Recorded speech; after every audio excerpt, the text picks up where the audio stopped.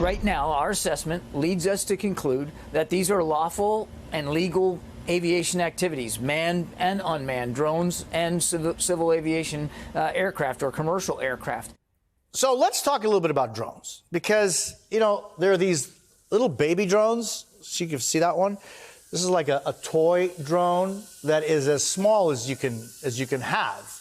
And that drone, you know, you could fly it for a couple of minutes. Again, this is really, really small. But then there are, you know, these drones, which are really popular. And these are like the under 249 gram drones, which means that you don't have to be registered with the FAA. Can I catch that? No. But these aren't the drones we're talking about. We're talking about drones that some people say are as large as a small car. Joining us now, NBC's Maya Eaglin. Maya, it's great seeing you. And Jamey Jacobs, Executive Director, Oklahoma Aerospace Institute for Research and Education, and a professor at Oklahoma State University.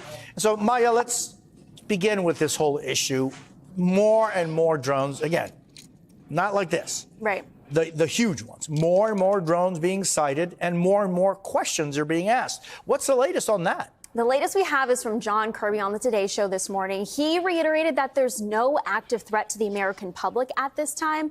Most of what people are reporting are actually commercial drones, military drones, police drones. Some of them could be recreational drones as well. He said the FBI has had over 5,000 reports of these drone sightings. Only 100 of those reports have actually led to further investigation. So he really wanted to put some calm to the American public, saying there's not much to worry about. Other local officials like New Jersey Congressman Josh Gottheimer, still a little bit concerned. Here's what some of he had to say.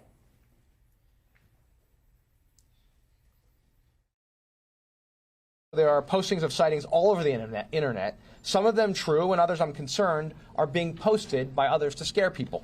That's why I'm setting up on my website a new page where people from New Jersey can share information on tips on their latest drone sightings.